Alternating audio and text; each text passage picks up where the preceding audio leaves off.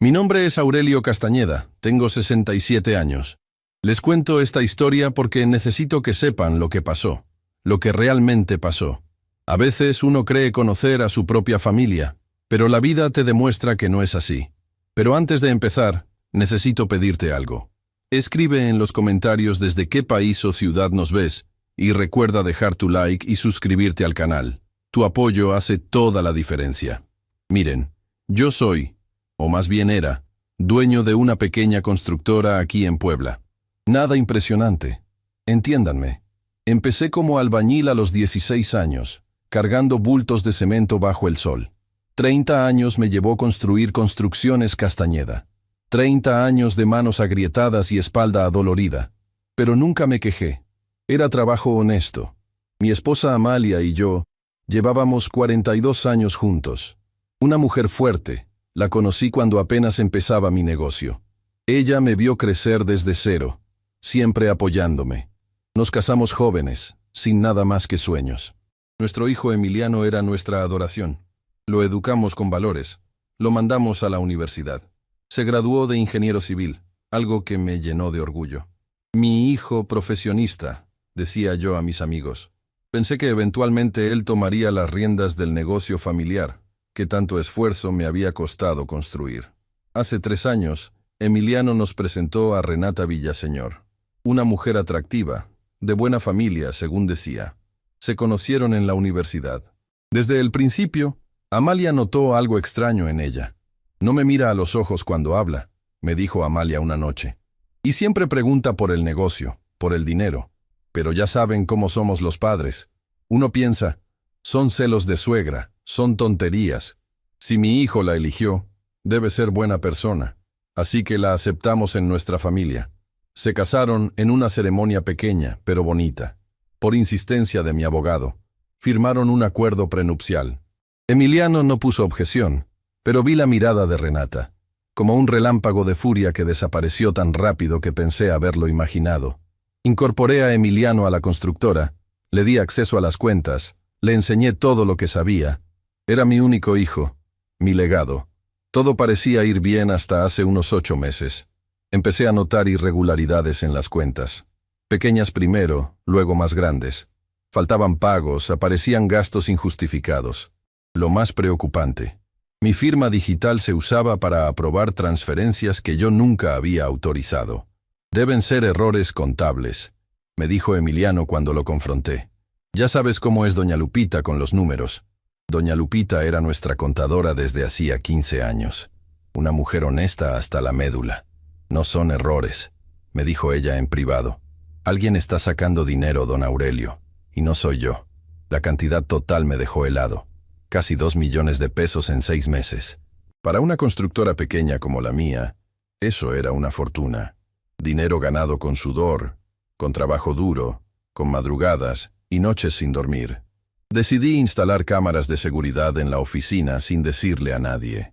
También en mi casa, especialmente cerca de mi estudio donde guardaba documentos importantes. Un viernes por la noche, mi esposa entró a mi estudio. Yo estaba revisando los videos de seguridad en mi computadora. Aurelio, me dijo con voz seria, encontré esto en el bolso de Renata. Se le cayó cuando vino a visitarnos ayer. Era un papel con números de cuentas bancarias que no reconocí y una lista de cantidades. Las fechas coincidían exactamente con los retiros no autorizados. Esto no prueba nada, le dije, aunque mi corazón ya sabía la verdad. Hay más, continuó Amalia. Escuché a Renata hablar por teléfono en el baño. Mencionó deudas, alguien que la presiona para pagar. Habló de casinos, Aurelio. Esa noche no dormí. Mi propio hijo, mi nuera. ¿Robándome? ¿Traicionando la confianza que había depositado en ellos? ¿Tirando por la borda el trabajo de toda mi vida? Durante las siguientes semanas, recopilé evidencia, contratos falsificados, firmas digitales utilizadas sin autorización, transferencias a cuentas desconocidas. El patrón era claro. Alguien con acceso privilegiado estaba desangrando mi empresa. Entonces ocurrió algo inesperado. Doña Lupita, nuestra contadora, me llamó un domingo. Don Aurelio, perdone que lo moleste en su día de descanso, pero necesito decirle algo importante.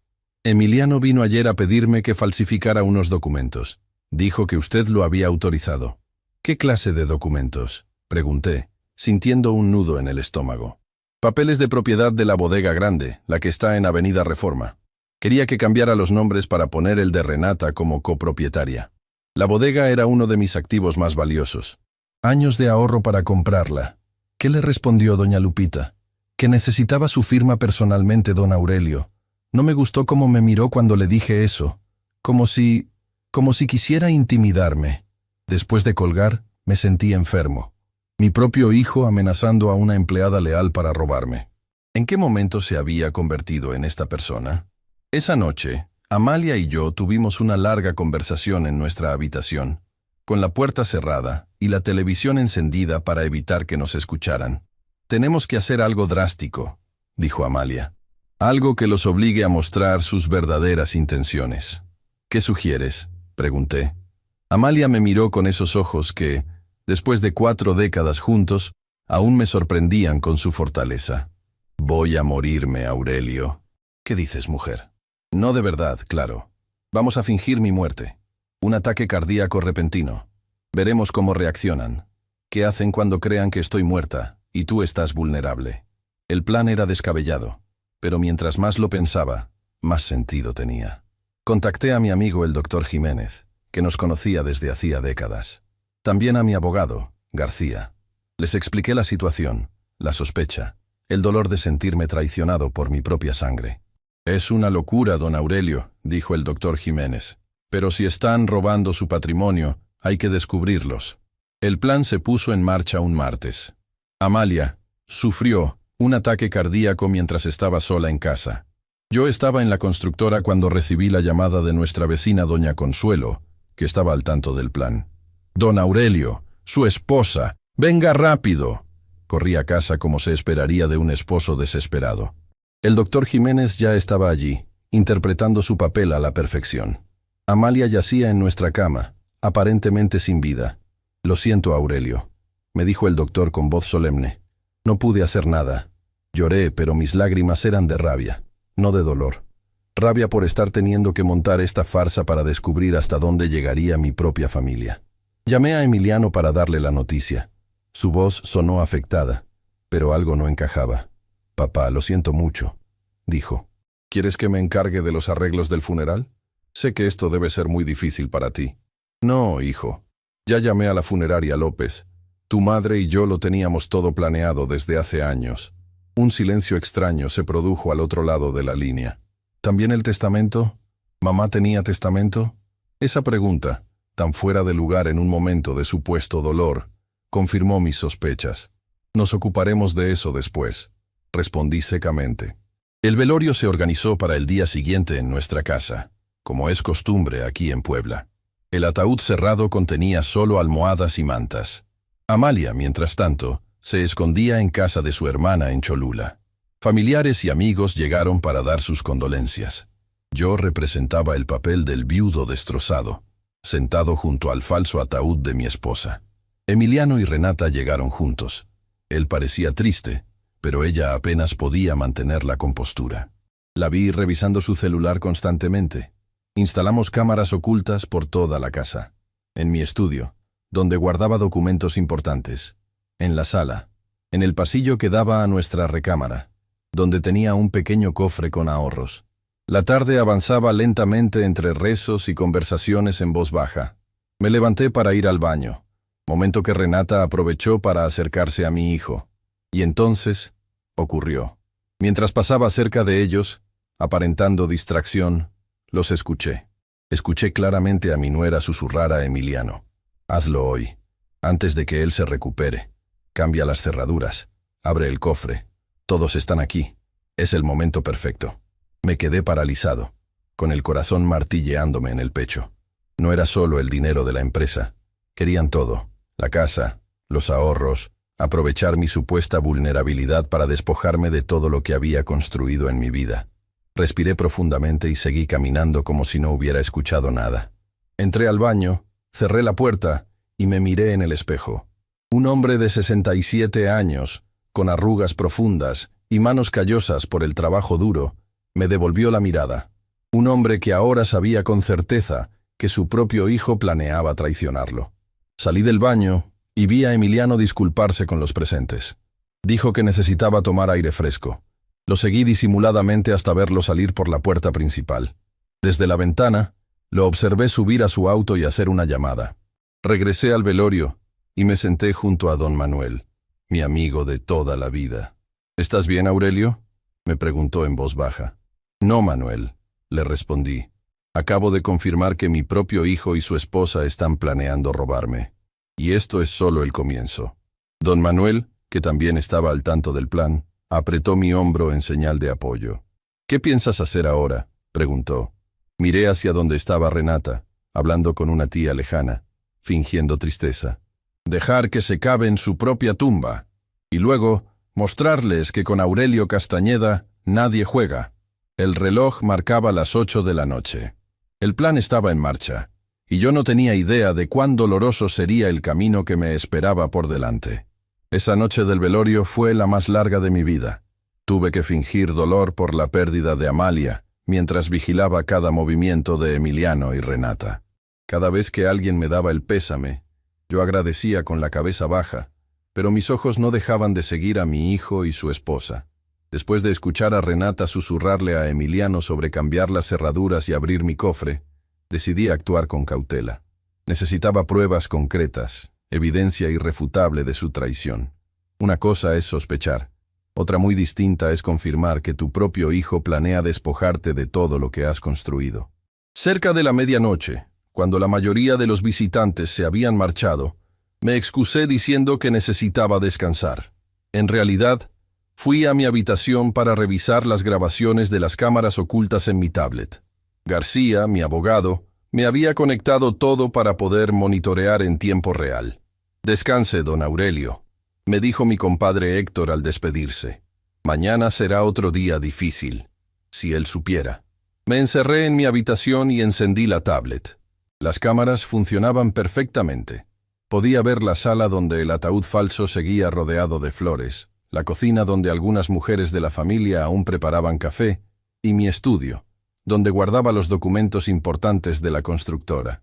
No pasó mucho tiempo antes de que Emiliano apareciera en la pantalla, entrando sigilosamente a mi estudio. Miró a su alrededor, asegurándose de que nadie lo veía. Renata vigilaba en el pasillo. «Apúrate», la escuché decir. «Todos están distraídos con la tía Consuelo». Emiliano se dirigió directamente a mi escritorio y comenzó a revisar los cajones. Sacó un manojo de llaves que yo guardaba allí. Las llaves de la casa, de la oficina, de la bodega. Las llaves de toda mi vida.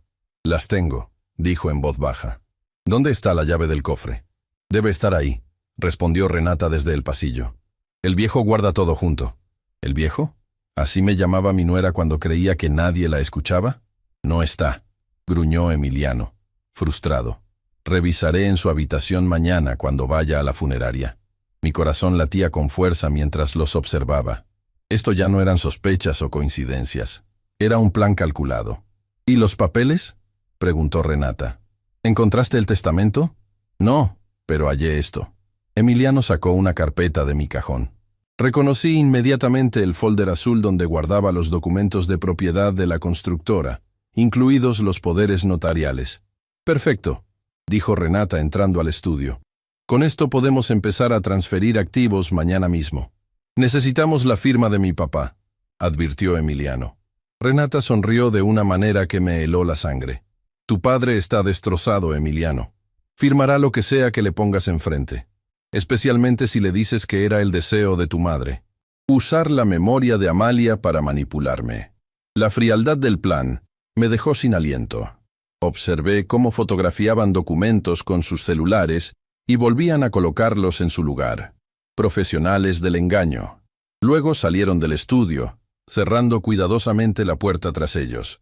Me quedé sentado en mi cama, mirando la pantalla ahora vacía, sintiendo una mezcla de dolor y rabia que nunca había experimentado. 30 años construyendo un patrimonio honesto, para que mi propio hijo intentara robármelo en un momento de supuesta vulnerabilidad. Llamé inmediatamente a García. «Lo tenemos todo grabado», le dije en voz baja. Entraron a mi estudio, tomaron llaves, fotografiaron documentos. «Excelente, don Aurelio», respondió mi abogado. Seguimos con el plan. Mañana después del entierro, cuando regresen a su casa, revisaremos qué más intentan hacer. Pasé el resto de la noche despierto, pendiente de las cámaras, pensando en Amalia, escondida en casa de su hermana, sola en esta farsa que nos habíamos visto obligados a montar.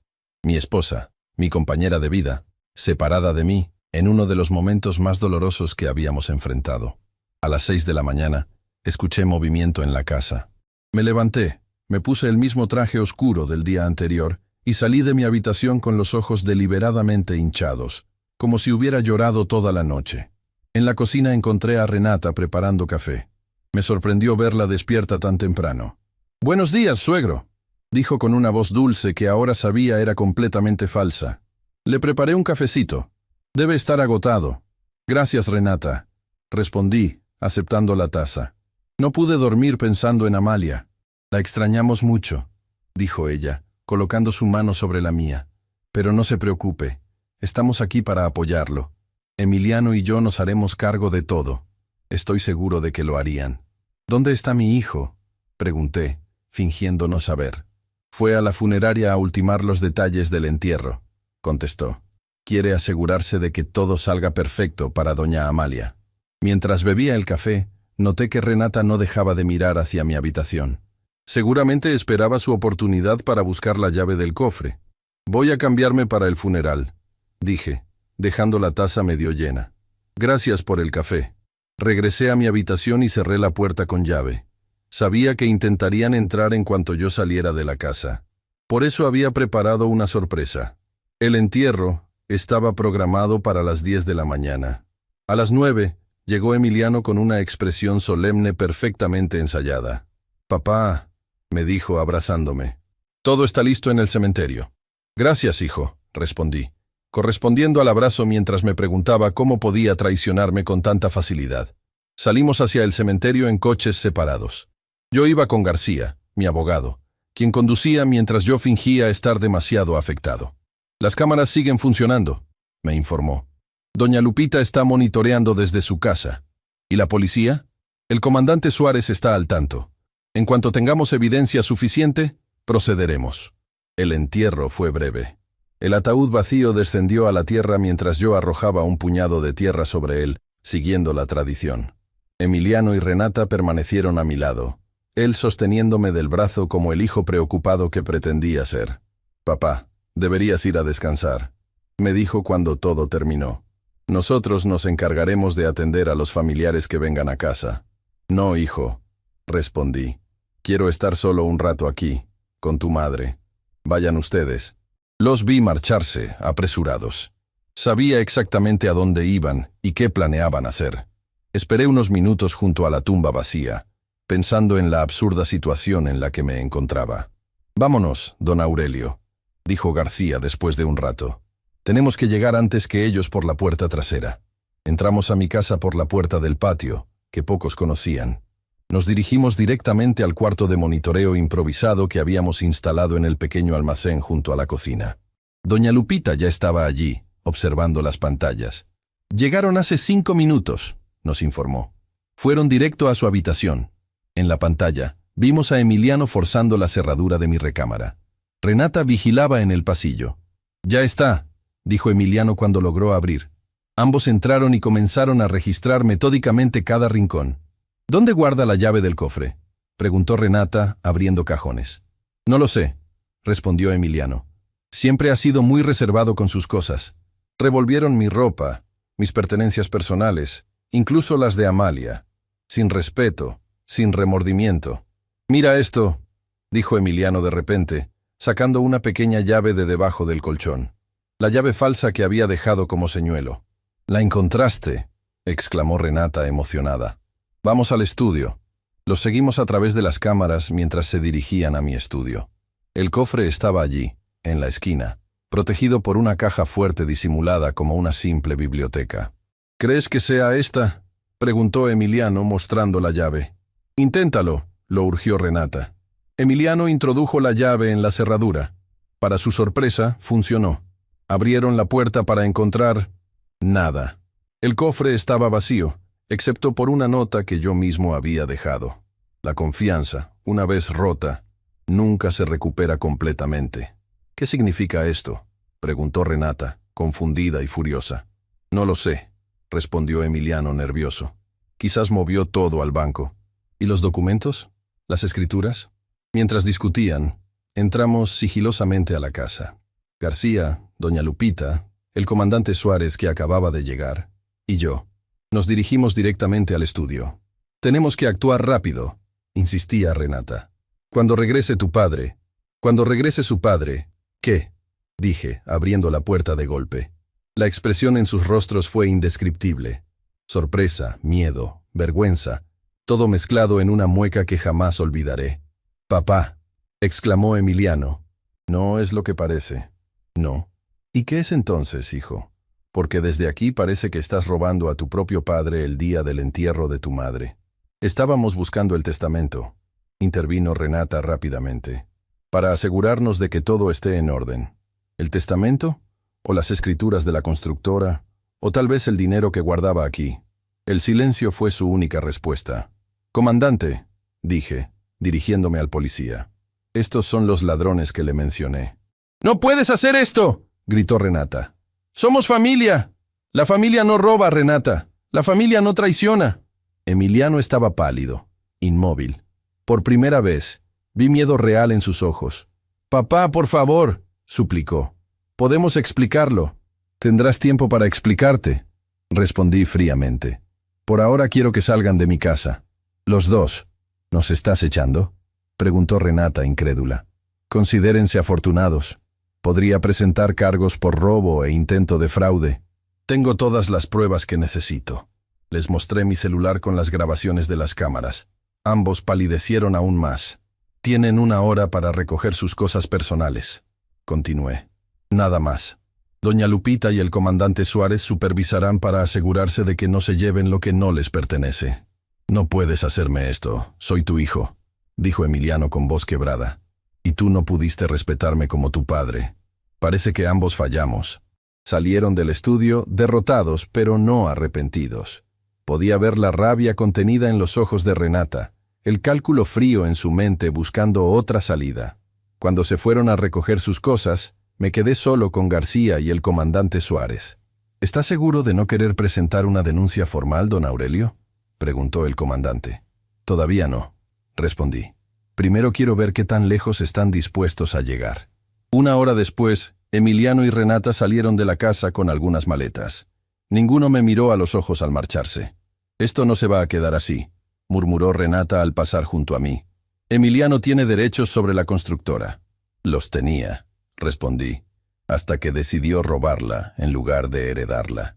Cuando se fueron, me senté en mi sillón, agotado física y emocionalmente. Habían pasado apenas 2 días desde que comenzó esta farsa, y ya sentía que habían transcurrido años. Llamé a Amalia para informarle lo sucedido. «¿Estás bien?», me preguntó preocupada. «No», respondí honestamente. «Nuestro hijo intentó robarnos, Amalia. No sé cómo procesarlo». «¿Crees que fue idea de ella?». «No lo sé, y eso es lo que más me duele. No saber si nuestro hijo fue manipulado o si siempre fue así y nunca nos dimos cuenta. ¿Qué haremos ahora?». «Seguir con el plan. Necesitamos saber qué más están tramando. ¿Y luego qué, Aurelio? Y luego resucitarás, vieja. Volverás de entre los muertos para enfrentar a quienes quisieron aprovecharse de nosotros». A pesar de todo, Amalia rió al otro lado de la línea. «Siempre tan dramático, Aurelio. Pero tienes razón. Esto no ha terminado».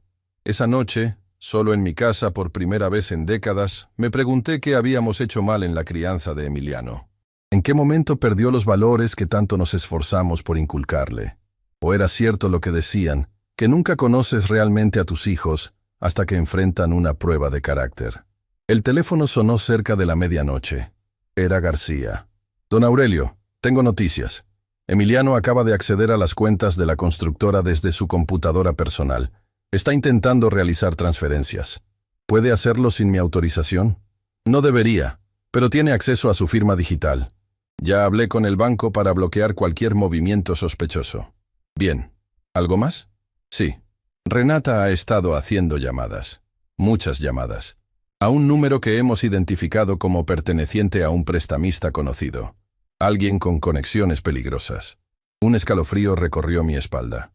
Esto iba más allá del simple oportunismo. Había desesperación en sus acciones. Manténgame informado, le dije. Y refuerce la seguridad en la casa y en la constructora. Colgué y miré la foto de Emiliano que aún conservaba en la sala. Mi único hijo, mi orgullo, ahora convertido en un extraño peligroso. ¿Cómo habíamos llegado a esto? El reloj marcaba la 1 de la madrugada cuando escuché un ruido en el patio trasero. Me asomé con cautela por la ventana y vi 2 sombras moviéndose entre los árboles. Reconocí inmediatamente a Emiliano por su forma de caminar. La otra figura era más pequeña, probablemente Renata. Habían regresado, en plena noche, como ladrones comunes. Agarré el celular y llamé al comandante Suárez, quien me había prometido mantener vigilancia discreta alrededor de la casa. «Los tenemos en la mira, don Aurelio», me informó en voz baja. «Mis hombres están posicionados. ¿Quiere que los detengamos ahora?» «No», decidí tras un momento de reflexión. «Dejemos que entren. Veamos qué están buscando exactamente». «Es arriesgado, don Aurelio. Tengo el sistema de grabación activado. Será más evidencia». «Como usted diga. Estaremos listos para intervenir». Apagué todas las luces y me escondí en el pequeño cuarto de monitoreo. Desde allí podía ver cómo Emiliano forzaba hábilmente la cerradura de la puerta trasera. Parecía tener experiencia, lo que me hizo preguntarme si esta no era la primera vez que entraba así a mi casa. Los observé moverse por la cocina, sigilosos como sombras, dirigiéndose nuevamente hacia mi estudio. «El viejo debe tener una caja fuerte real en alguna parte», susurró Renata. «Nadie guarda tanto dinero en el banco». «No conoces a mi padre», respondió Emiliano. «Siempre ha sido desconfiado con los bancos». «Pues más vale que encontremos algo, Emiliano. Tengo a gente respirándome en la nuca por esas deudas». Así que era eso. Deudas. Emiliano y Renata no estaban simplemente aprovechando una oportunidad. Estaban desesperados. Los vi registrar nuevamente el estudio, esta vez de manera más destructiva, arrancando libros de los estantes, removiendo cuadros de las paredes, buscando cajas fuertes ocultas. «No hay nada», gruñó Emiliano después de varios minutos. «Tiene que haber algo», insistió Renata cada vez más agitada. «¿Qué hay de la recámara? Quizás bajo el piso o en el closet». Se dirigieron a mi habitación. Los seguí a través de las cámaras, sintiendo una mezcla de tristeza y determinación. Ya había visto suficiente. Era hora de terminar con esto. Tomé mi celular y envié un mensaje al comandante Suárez. Ahora, segundos después, escuché las sirenas y vi las luces de las patrullas iluminando el exterior de la casa. «Policía», gritó una voz autoritaria desde fuera. «Sabemos que están ahí dentro. Salgan con las manos en alto». La expresión de terror en los rostros de Emiliano y Renata, capturada por las cámaras, fue algo que nunca olvidaré. La madrugada fue caótica. Los vecinos se asomaban desde sus ventanas mientras la policía escoltaba a Emiliano y Renata fuera de mi casa, esposados como delincuentes comunes. Nunca imaginé ver a mi hijo así, pero él mismo había elegido ese camino. «Esto es un error», gritaba Renata. «Teníamos permiso para entrar». El comandante Suárez me miró, esperando mi confirmación o negación. «Entraron forzando la cerradura trasera», respondí. «Tengo todo grabado». «Papá, por favor», suplicó Emiliano. «Tenemos problemas. Necesitamos ayuda, no esto». Lo miré fijamente. Este hombre que me llamaba papá ya no era el niño que crié. Era un extraño con la cara de mi hijo. «La ayuda se pide, hijo, no se roba». Lo subieron a la patrulla junto con Renata. Antes de que cerraran la puerta, ella me lanzó una mirada de odio puro que me heló la sangre. «Se va a arrepentir de esto, don Aurelio», siseó. «Nadie humilla así a Renata Villaseñor». El comandante Suárez se acercó mientras las patrullas se alejaban. «Los llevaremos a la comisaría para procesarlos. ¿Presentará cargos formales, don Aurelio?» Me tomé un momento para responder. Una cosa era asustarlos. Otra muy distinta era enviar a mi propio hijo a la cárcel. «Reténgalos 24 horas», decidí finalmente. «Quiero que entiendan la gravedad de lo que hicieron, pero no presentaré cargos todavía». «Como usted diga», asintió el comandante. «Pero le advierto, don Aurelio, personas así no suelen aprender la lección tan fácilmente». «Lo sé», respondí con pesadez. «Pero sigue siendo mi hijo». Cuando todos se fueron, La casa quedó sumida en un silencio opresivo. Llamé a Amalia para informarle lo sucedido. «No puedo creerlo», dijo ella, su voz quebrada por el llanto. «¿Cómo pudo Emiliano caer tan bajo? La influencia de Renata, supongo. Y deudas, Amalia. Mencionaron deudas importantes. ¿De qué clase de deudas podrían justificar robar a sus propios padres? Eso es lo que necesitamos averiguar». A la mañana siguiente, García llegó temprano con un informe preliminar de sus investigaciones. «Don Aurelio, hemos estado rastreando los movimientos financieros de su hijo y su nuera durante los últimos meses. Lo que encontramos es preocupante». Me mostró una carpeta llena de documentos, estados de cuenta, transferencias, recibos. Renata tiene deudas de juegos significativas, casinos, apuestas en línea, prestamistas. Estamos hablando de casi 1 millón de pesos. ¿1 millón?, exclamé incrédulo. ¿Cómo pudo acumular tanto? Parece ser un problema de años. Según nuestras fuentes, ya estaba endeudada antes de conocer a Emiliano. Probablemente vio en su hijo una salida a sus problemas financieros. La idea de que mi hijo hubiera sido manipulado desde el principio me dio un rayo de esperanza. Quizás Emiliano no era intrínsecamente deshonesto, sino una víctima más de Renata. ¿Y mi hijo? ¿Qué sabemos de él? García dudó antes de responder, lo que me preparó para malas noticias. Emiliano parece haber sido cómplice activo, don Aurelio. Encontramos evidencia de que falsificó su firma digital en múltiples ocasiones para desviar fondos de la constructora. Pequeñas cantidades al principio, tal vez para no levantar sospechas, pero en los últimos 3 meses las sumas aumentaron considerablemente. Me mostró una lista de transferencias, 50,000 pesos aquí, 100,000 allá, sumando casi 2 millones de pesos en total. ¿A dónde fue ese dinero?, pregunté, sintiendo un nudo en la garganta.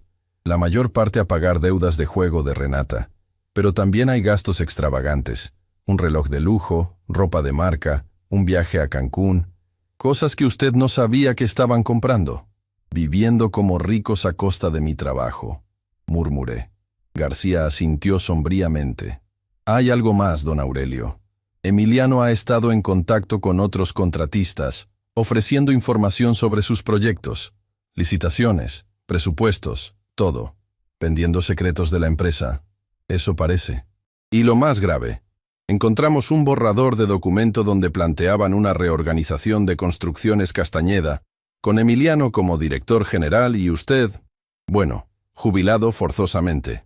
Un golpe de estado, dije, sintiendo que me faltaba el aire. Mi propio hijo planeando quitarme la empresa. Lo siento mucho, don Aurelio. Nos quedamos en silencio un momento, el peso de la traición flotando en el aire como un gas venenoso.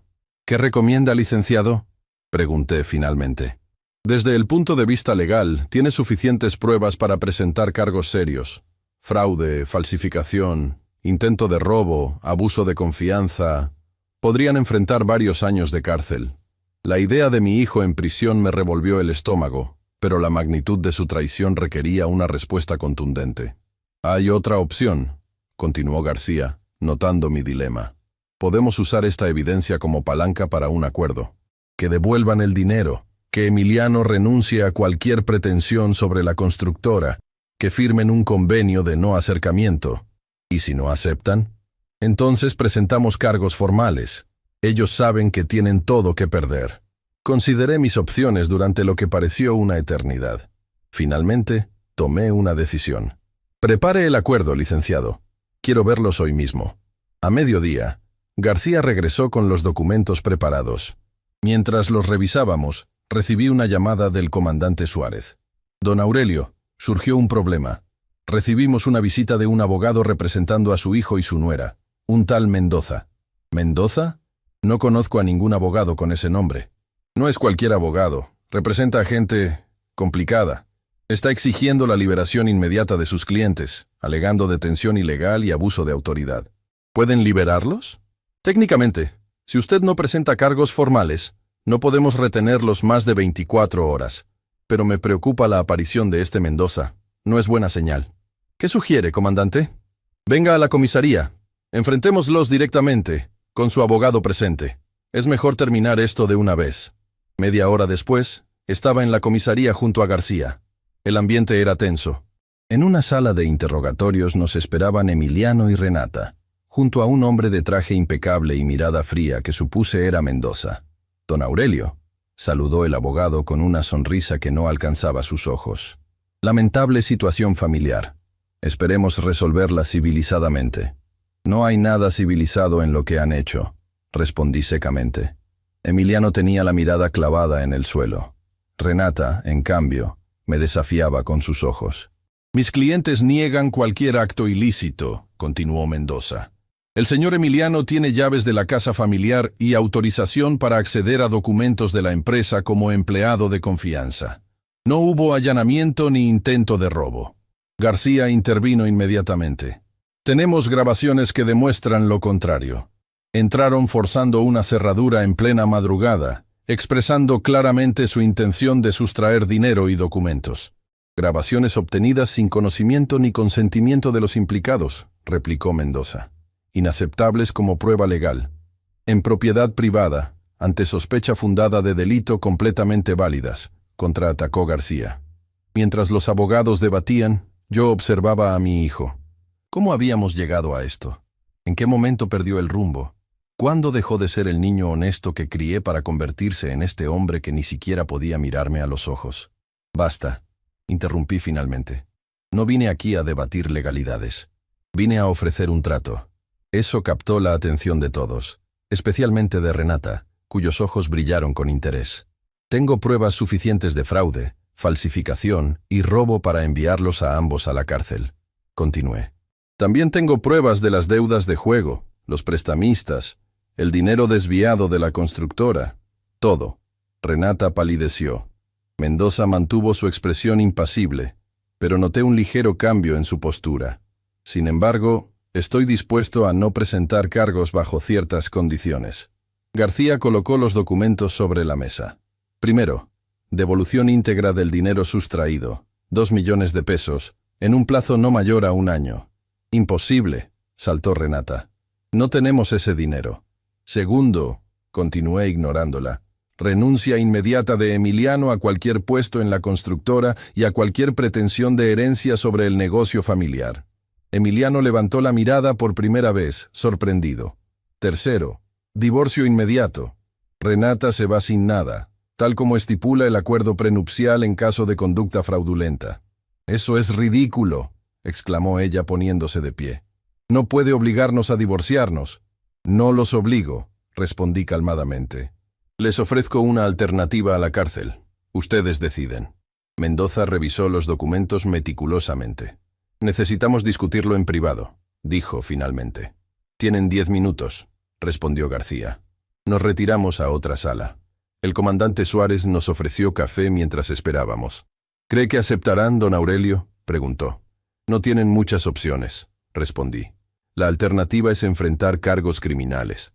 Exactamente 10 minutos después, regresamos a la sala. Emiliano y Renata estaban sentados en extremos opuestos de la mesa, evitando mirarse. Mal presagio para ellos, buena señal para mí. «Mis clientes están dispuestos a considerar el acuerdo con algunas modificaciones», anunció Mendoza.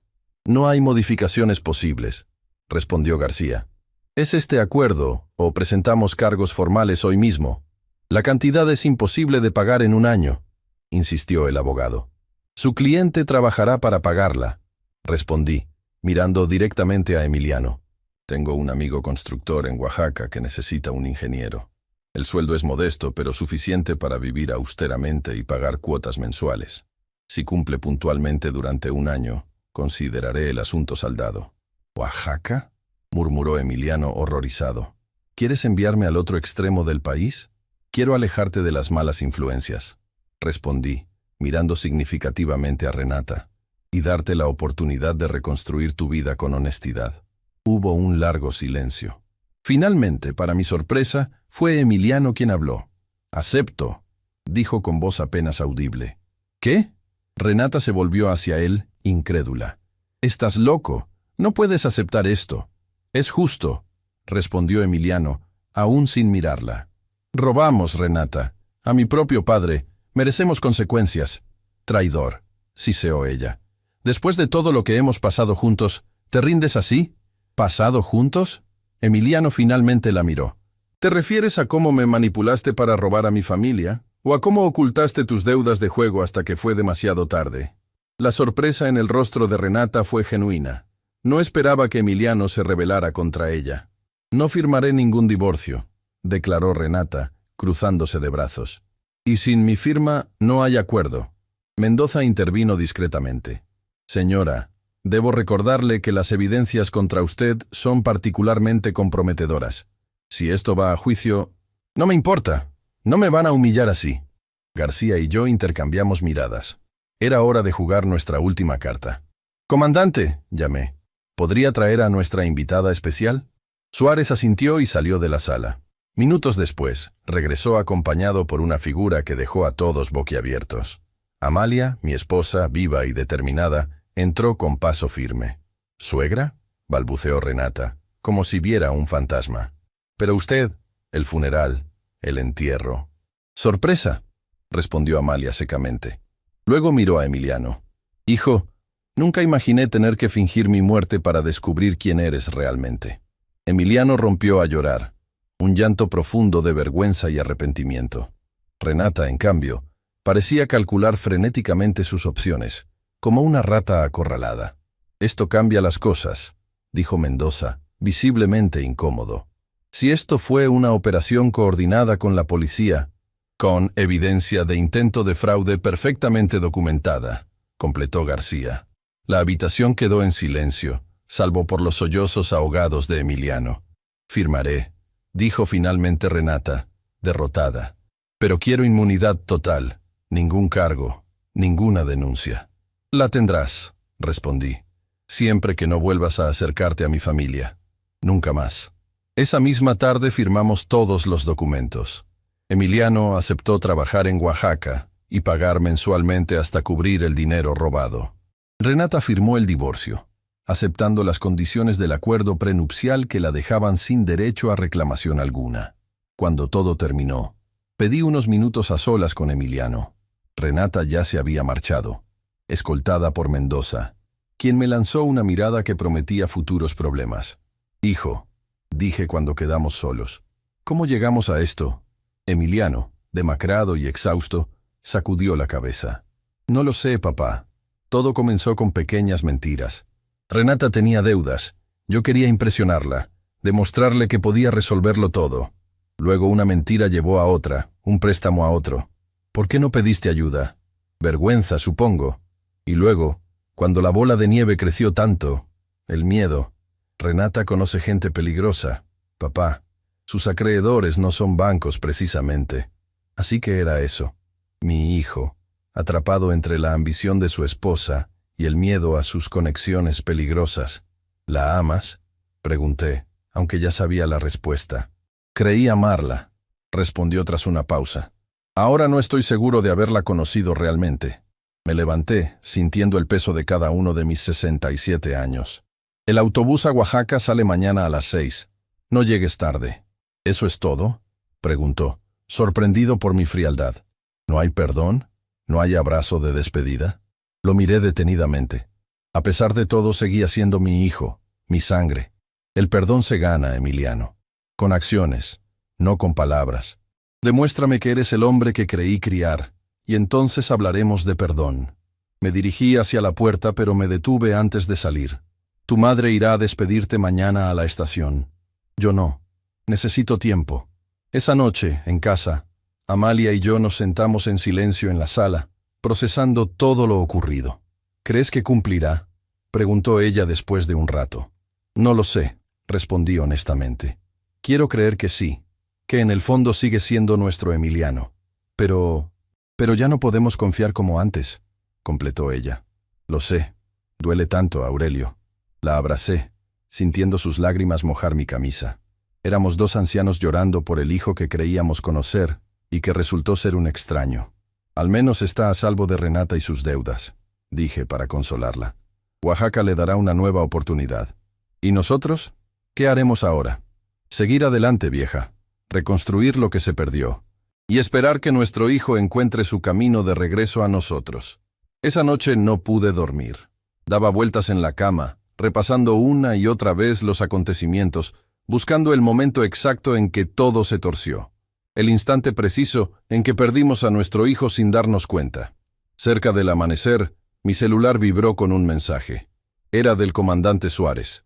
Vigilancia especial colocada en su domicilio y negocio.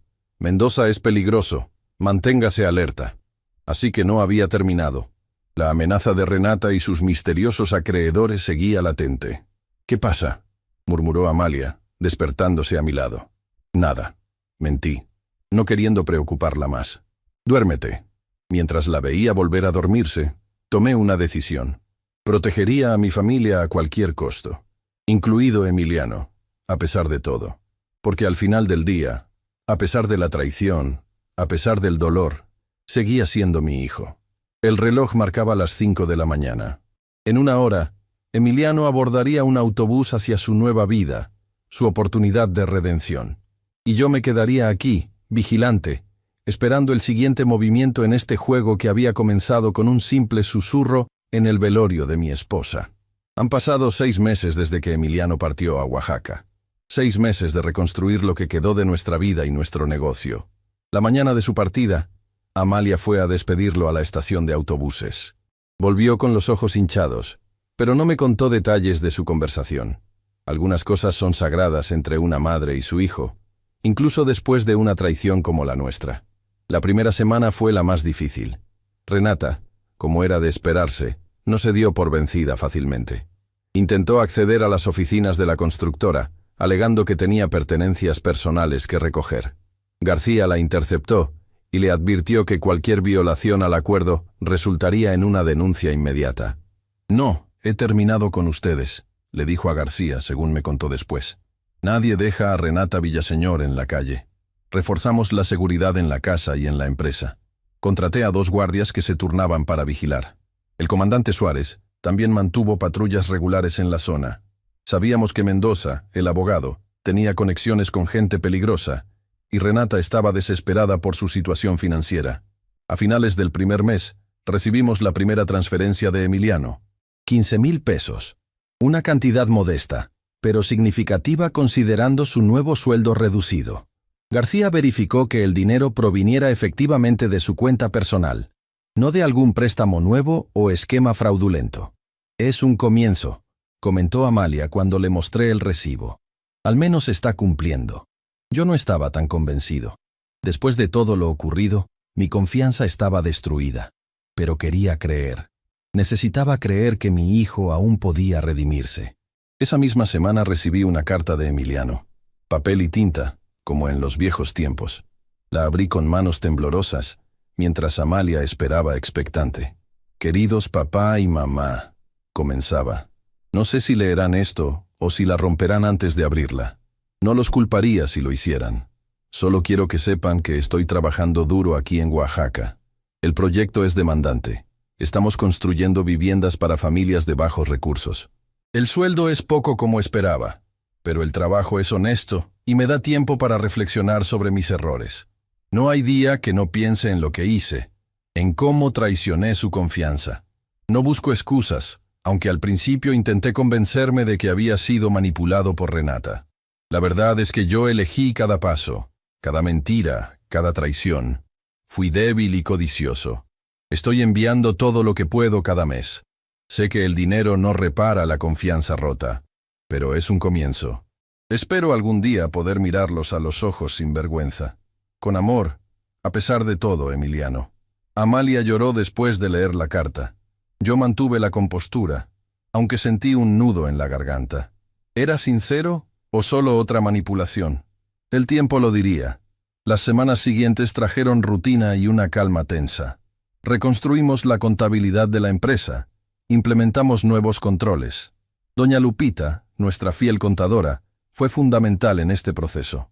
La constructora comenzó a recuperarse lentamente, aunque la desconfianza instalada en mi corazón me hacía revisar cada factura, cada contrato, cada centavo que entraba y salía. Un día, mientras revisaba unos presupuestos en mi oficina, García entró con expresión preocupada. «Don Aurelio, tenemos información sobre Renata». «¿Qué ocurre?» «Fue vista reuniéndose con Mendoza y otro hombre en un restaurante de la zona hotelera. Nuestro contacto en la policía lo identificó como Leonardo Fuentes. El nombre no me decía nada, pero la expresión de García dejaba claro que debería preocuparme. ¿Quién es? Un prestamista conocido, de los que cobran con métodos poco ortodoxos. Si Renata está involucrada con él, estamos en peligro, completé. Podría ser. O quizás solo están negociando sus propias deudas. De cualquier manera, reforcemos la seguridad. Esa noche le conté a Amalia. Decidimos que no había razón para alarmar a Emiliano, quien parecía estar por fin en el camino correcto. Al día siguiente instalamos más cámaras, cambiamos todas las cerraduras, implementamos un sistema de alarma conectado directamente con la policía. Me sentía viviendo en una fortaleza, pero era el precio de la tranquilidad.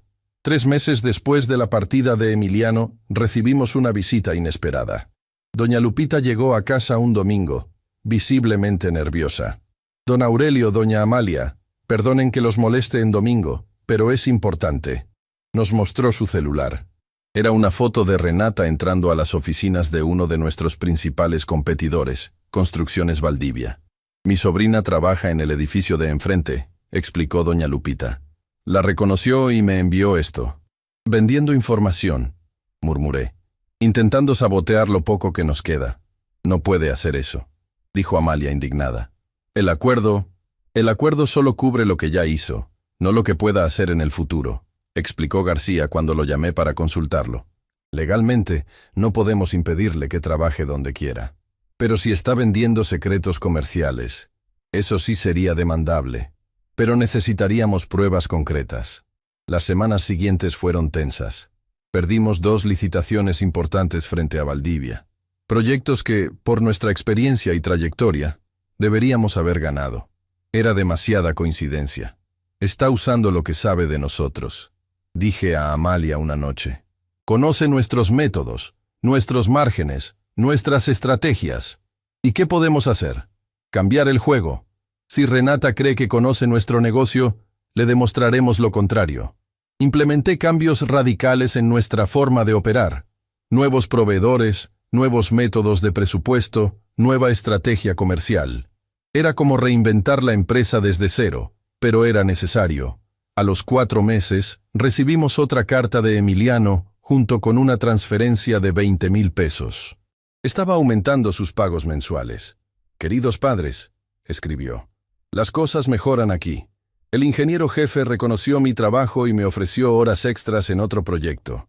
Es agotador, pero cada peso extra es un paso más hacia la reparación del daño que causé. No he tenido contacto con Renata desde nuestra separación, aunque intentó llamarme varias veces el primer mes. He cambiado mi número y mi dirección. No quiero saber nada de ella ni de la vida que llevamos juntos. He estado reflexionando mucho sobre cómo permití que las cosas llegaran tan lejos. La codicia, supongo. Y el orgullo. Quería demostrar que podía ser tan exitoso como tú, papá, pero buscando atajos. No hay atajos para la integridad. Espero que algún día puedan perdonarme, aunque sé que nunca olvidarán. Yo tampoco lo olvidaré. Con amor, Emiliano. Esta vez, incluso yo me conmoví. Había sinceridad en sus palabras, un reconocimiento genuino de sus errores que no había visto antes. Tal vez realmente está cambiando, dijo Amalia esperanzada. Tal vez, concedí, aunque la cautela seguía dominando mi corazón. 5 meses después de su partida, ocurrió el incidente que lo cambió todo. Salía de la oficina tarde, cerca de las 9 de la noche. El estacionamiento estaba casi vacío. Mientras caminaba hacia mi auto, noté 2 figuras acercándose. Hombres jóvenes, con la cabeza rapada y tatuajes visibles en el cuello. Don Aurelio Castañeda, dijo uno de ellos. No era una pregunta.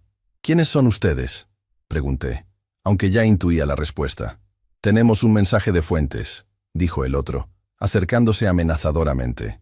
La deuda de Renata Villaseñor es ahora su problema. No tengo nada que ver con las deudas de esa mujer, respondí, intentando mantener la calma mientras buscaba disimuladamente mi celular para llamar a emergencias. Ahora sí, insistió el primero. O paga los 800,000 pesos que debe con intereses, o las consecuencias serán desagradables para usted y su familia, incluso para su hijo, allá en Oaxaca, añadió el otro con una sonrisa macabra. La mención de Emiliano encendió una alarma en mi cabeza. Sabían dónde estaba mi hijo. Esto era serio. Le daremos una semana para conseguir el dinero, concluyó el primer hombre. Un representante lo contactará para el pago. Se marcharon tan rápido como aparecieron, dejándome paralizado junto a mi auto. Llamé inmediatamente al comandante Suárez y le conté lo sucedido. «Esto es grave, don Aurelio», dijo después de escucharme. «Fuentes no es alguien con quien se pueda negociar. Sus amenazas no son en vano. ¿Qué sugiere? Asignaré protección policial para usted y doña Amalia, y alertaré a mis colegas en Oaxaca para que vigilen a su hijo. ¿Y si pagamos? No terminaría ahí, don Aurelio.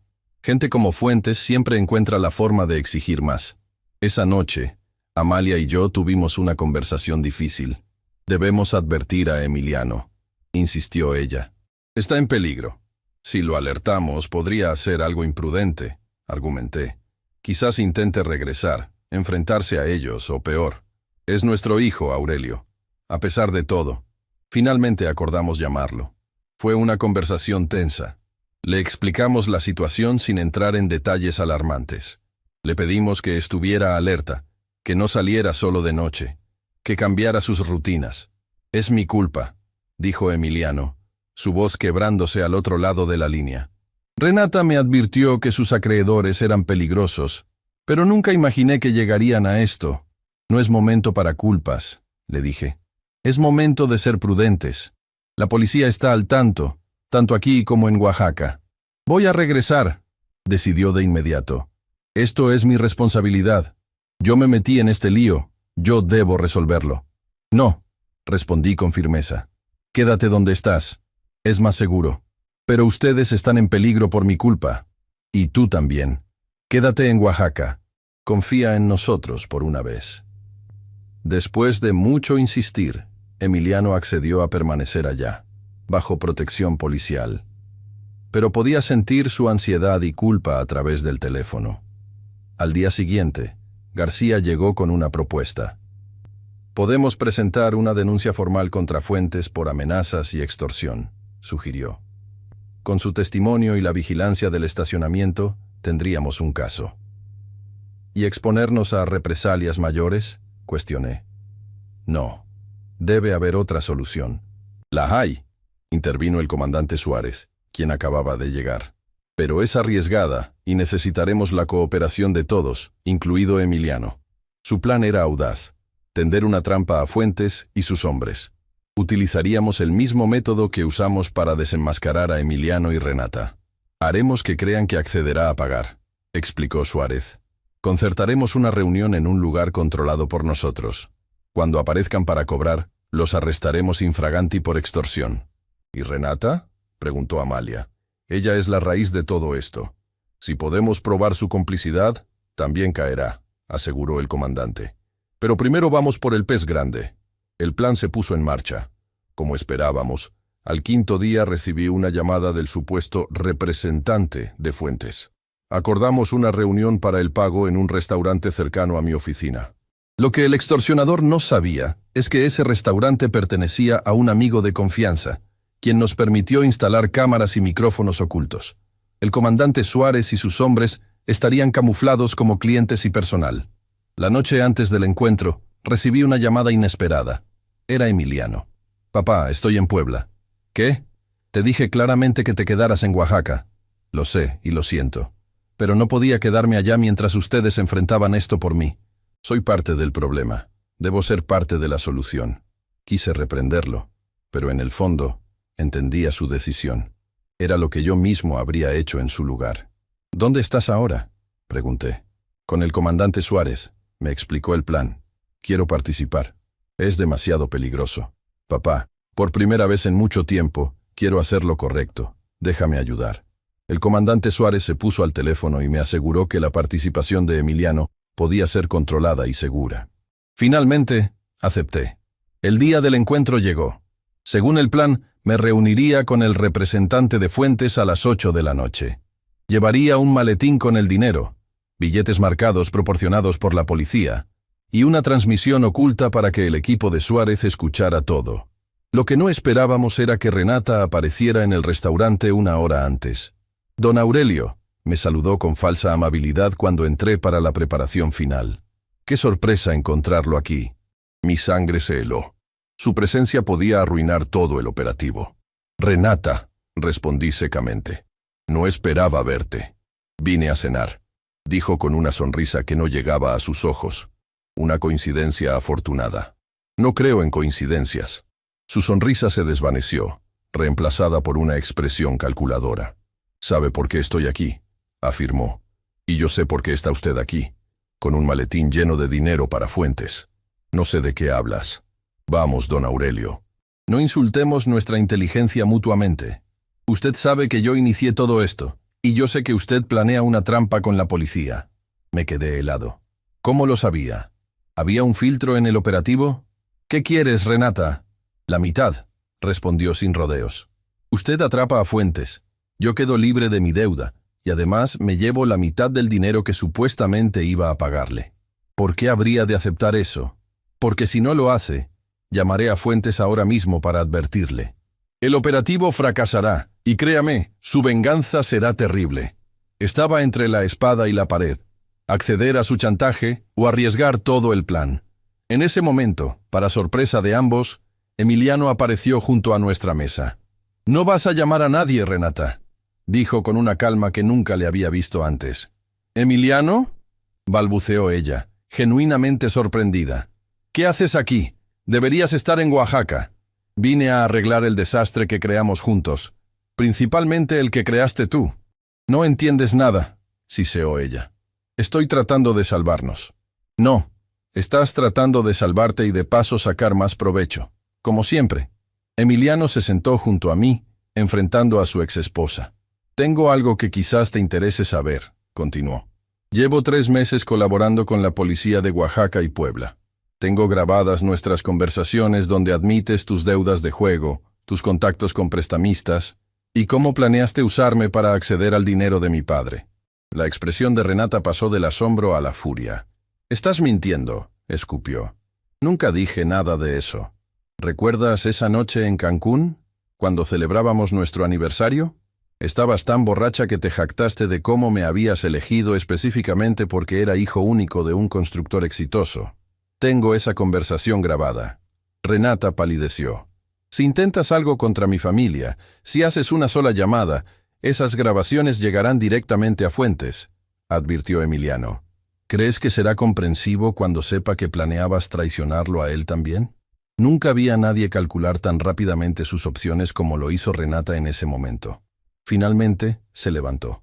«Esto no ha terminado», amenazó, pero pude notar el miedo detrás de sus palabras. «Sí, Renata, ha terminado», respondió Emiliano con firmeza. La vimos salir apresuradamente del restaurante. Inmediatamente, el comandante Suárez se acercó a nuestra mesa. «La seguiremos», nos aseguró. «No interferirá con el operativo». Miré a mi hijo con una mezcla de asombro y orgullo. Este no era el Emiliano débil y manipulable que conocía. Este era un hombre tomando responsabilidad por sus actos. «¿Es cierto?», pregunté cuando quedamos solos. «¿Lo de las grabaciones?» «Algunas sí», admitió con una pequeña sonrisa. «Otras son un farol. Pero ella no lo sabe. Arriesgaste mucho. No tanto como lo que ustedes arriesgaron por mí toda la vida». El operativo continuó según lo planeado. El representante de Fuentes llegó puntual, acompañado por los mismos matones que me habían amenazado en el estacionamiento. La conversación fue grabada. El dinero cambió de manos. Y en el momento preciso, el comandante Suárez y sus hombres intervinieron. Los arrestaron sin incidentes, aunque uno intentó huir y fue rápidamente reducido. En su poder encontraron no solo el dinero marcado, sino también una lista de víctimas de extorsión y evidencia que implicaba directamente a Fuentes. Esa misma noche, Fuentes fue arrestado en su residencia de lujo. Renata intentó huir de la ciudad, pero fue interceptada en la terminal de autobuses.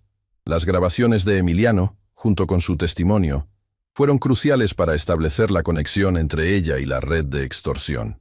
Una semana después, Amalia, Emiliano y yo nos sentamos en la sala de nuestra casa. Era la primera vez que estábamos juntos, realmente juntos, desde el falso velorio. «Casi 500,000 pesos», dijo Emiliano, colocando un cheque sobre la mesa. «Es todo lo que pude ahorrar estos meses en Oaxaca, más lo que me prestó mi jefe cuando le expliqué la situación. No cubre todo lo que robé, pero es un comienzo real. Hijo, comenzó Amalia, pero él la interrumpió. No, mamá, necesito hacer esto. Necesito reparar el daño que causé.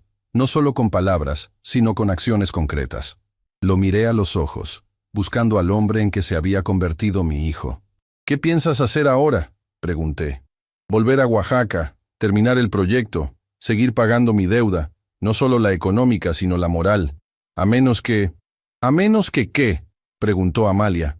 A menos que necesiten ayuda aquí, en la constructora. No como antes, no en posición de poder. Como un empleado más, ganándome nuevamente la confianza desde cero. Amalia me miró, esperando mi decisión. Después de todo lo ocurrido, podría volver a trabajar junto a mi hijo. La confianza, una vez rota, nunca se recupera completamente, dije, repitiendo las palabras que había escrito en aquella nota en el cofre vacío. Pero puede reconstruirse, poco a poco, con paciencia y esfuerzo constante. ¿Eso es un sí?, preguntó Emiliano con un destello de esperanza.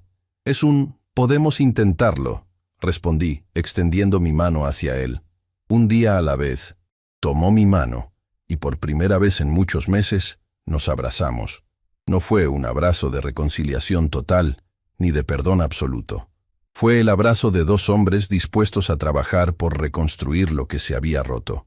Esa noche, mientras Amalia y yo nos preparábamos para dormir, ella me preguntó, ¿crees que funcionará? ¿Tenerlo de vuelta en la empresa? No lo sé, respondí honestamente. Pero si no le damos la oportunidad, nunca lo sabremos. Parece diferente ahora, más fuerte, más centrado. A veces necesitamos caer hasta el fondo para encontrar la fuerza para levantarnos, reflexioné. A veces, dejar caer a un hijo es la única forma de permitirle levantarse como un hombre. Amalia asintió, comprendiendo la profunda verdad en mis palabras. ¿Sabes qué es lo más irónico de todo esto?, comenté mientras apagaba la luz. ¿Qué? Que tuvimos que fingir tu muerte para descubrir que nuestro hijo estaba vivo, pero perdido. Y ahora que has resucitado, parece que él también lo ha hecho. Amalia sonrió en la oscuridad. Somos una familia extraña, Aurelio Castañeda. Lo somos, vieja, pero seguimos siendo familia, a pesar de todo. Y con esa certeza, por fin pude dormir tranquilo, sabiendo que lo peor había pasado y que, aunque el camino sería largo y difícil, teníamos una oportunidad de reconstruir no solo nuestra empresa, sino también nuestra familia. Porque al final, como descubrimos en esta dolorosa experiencia, el amor verdadero no es ciego ni permisivo. El amor verdadero establece límites, exige responsabilidad, y cuando es necesario, permite que aquellos que amamos enfrenten las consecuencias de sus acciones. Solo así, a veces, pueden encontrar su camino de regreso a casa. Si mi historia te conmovió, no olvides suscribirte a mi canal y activar la campanita para más relatos como este. Tu apoyo me motiva a seguir compartiendo las lecciones que solo la vida y los años pueden enseñar.